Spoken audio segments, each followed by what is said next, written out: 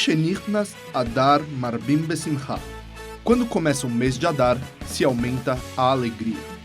Nos encontramos agora no mês judaico de Adar, em que celebramos a festa de Purim. Hoje, você conhecerá a história e os costumes desta data. Porém, esse não é o único motivo que torna Adar especial, nem o único pelo qual ele é conhecido como um mês de celebração e felicidade. O nome hebraico Adar pode ser separado em duas palavras, Aleph, Dar, que significa o Deus único habita, sinalizando um mês em que Deus está mais próximo de seu povo.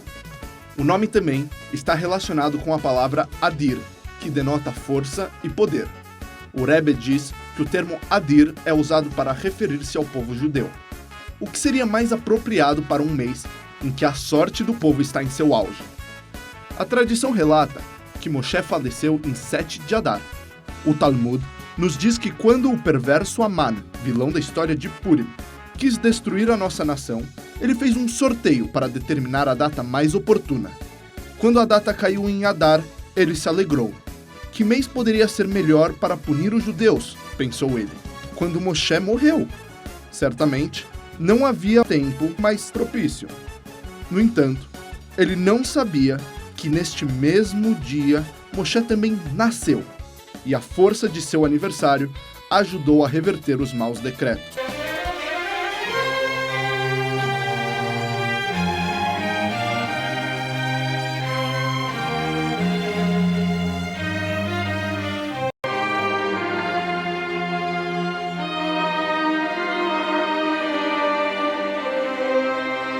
Für was darf die Megille erzählen und man darf das lernen, die alle Protein, was Achashverosh Melech hat eingeladen sein, Mischte Melech. Und erzählt, was hat, wo man das gemacht, Bachazar, Gisan, Ginas, Bisan Melech. Und was auf was mis gesessen und was mis gelegen, und als so gewähnt Chur, Karpas und Tcheles. Mit allerlei Protein, wie es hat es gesehen, die Zimmer, mit den Betten, mit dem Messen, mit dem Trinken und so. Die Chere, was in der geht zu der Megille, mehr nicht wir wissen, als Ketei, Lev HaMelech, Bayoyin, hat damals gesagt, man soll bringen Vashti. Wo das in der Gehe als Hagdome, wie kommt Esther werden am Alten? Was die Nekude, der Rike, was wir lernen hat von der Beschreibung, als Beschaß ein Mensch tut eine Linie, darf das tun, leid seine Möglichkeiten. Nicht darf sich rechnen, aber wie bald aber Zweiten, wie es genug in dem und dem muss. In Farem genug, soll tun etwas mehr, wie bald aber mit größeren Möglichkeiten, kann nicht jetzt sein, mit machen Stama Mischte, nur sie darf sein, Mischte, Bachazar, Ginas, Bisan, Melech.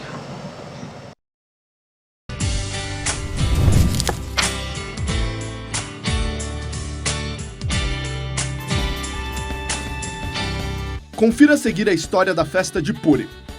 O Império Persa abrangia mais de 127 países, e todos os judeus eram seus súditos.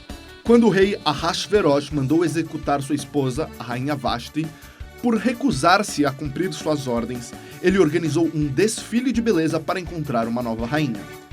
Uma moça judia, Esther, apresentou-se diante do rei, mas por instrução de seu primo Mordecai, que a criara, ela não revelou sua nacionalidade. Mordecai aproximava-se do palácio regularmente, para que nada de mal acontecesse a Esther. Num dos momentos em que estava ali, soube que 2 servos tramavam um plano contra o rei. Enquanto isso, Esther foi escolhida pelo rei e coroada rainha. Um tempo depois, Mordecai contou a ela o que ouvira. A rainha então informou ao rei em nome de Mordecai. E depois das devidas investigações, descobriu-se que era verdade, e o caso foi registrado. Nesse interim, o antissemita Aman foi nomeado primeiro-ministro do Império. Ele odiava Mordecai por ser o líder dos judeus e ter ganho a confiança do rei ao descobrir a conspiração dos servos. Aman carregava símbolos de idolatria. Por isso, Mordecai desafiava as ordens do rei e recusava-se a se curvar diante dele. Aman, assim, convenceu o rei a emitir um decreto ordenando o extermínio de todos os judeus e sorteou a data de 13 de Adar para levar seu plano adiante. Quando Mordecai soube dos novos decretos, pediu à rainha Esther que convencesse o rei a cancelá-los. Ela, por sua vez, pediu que ele reunisse o povo judeu para que jejuassem e rezassem durante 3 dias. E ela mesma também o fez, pois sabia que não poderia ser bem recebida perante o rei se não fosse convocada. A rainha, então, apresentou-se ao rei, e ele estendeu-lhe o cetro, recebendo-a. Ela, assim, o convidou para um banquete junto de Aman, no qual pediu que comparecessem para mais um outro jantar. Naquela noite, o rei Ahasverosh teve dificuldades para dormir, e lhe foi lido o livro de registros. Ali, encontraram a denúncia de Mordecai aos 2 servos que planejaram um complô contra o rei. Ahasverosh lembrou-se que Mordecai ainda não havia sido recompensado por este ocorrido, e então aconselhou-se com Haman sobre como homenagear alguém a quem o rei quisesse honrar.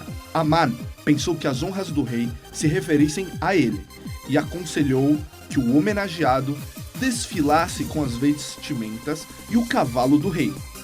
O rei ordenou-lhe que assim fizesse para Mordecai. Na noite seguinte, sentindo-se humilhado pelo que tivera a fazer, Haman dirigiu-se ao segundo banquete de Esther. No banquete, ela revelou sua origem e identidade, dizendo que os planos de Haman a afetavam, e o rei, muito aborrecido, mandou executar Haman.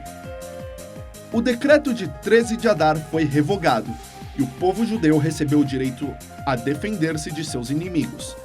Este dia ficou marcado pela inversão dos fatos. Em vez de acontecer uma tragédia, os judeus derrotaram seus inimigos, sob a liderança de Esther e Mordecai, e assim tornou-se a celebração conhecida até hoje. O nome da festa de Purim origina-se da palavra pur, sorteio, referente à data que Haman sorteou para seus planos contra os judeus.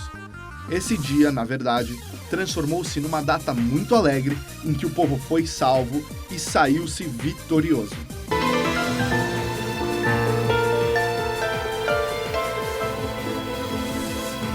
Temos 4 mitzvot especiais para esse dia. Primeira, ouvir 2 vezes a leitura da Megillah Esther, uma na noite de Purim e outra durante o dia. Segunda, Mishloach Manot. Envia-se alimentos de 2 espécies diferentes a pelo menos um amigo no decorrer do dia de Purim. Estes alimentos devem estar prontos para o consumo e ser entregues através de um mensageiro. Terceira, Matanot Le'Evionim. Doa-se uma certa quantia em dinheiro para pelo menos 2 carentes no decorrer do dia de Purim. Caso não se encontre ninguém nessas condições, a doação deve ser colocada em uma caixinha de tzedakah. Quarta, uma refeição festiva é realizada durante o dia de Purim e deve conter pão, vinho e carne. Temos também o costume de usar fantasias. Esta é uma maneira divertida de aumentar ainda mais a alegria e o significado do milagre ocorrido.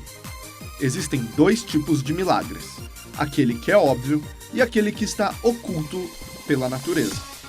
Purim pertence à segunda categoria. Todos os milagres de sua história aconteceram de forma natural. Assim, nos escondemos e disfarçamos para reafirmar que a natureza é como uma fantasia da mão divina.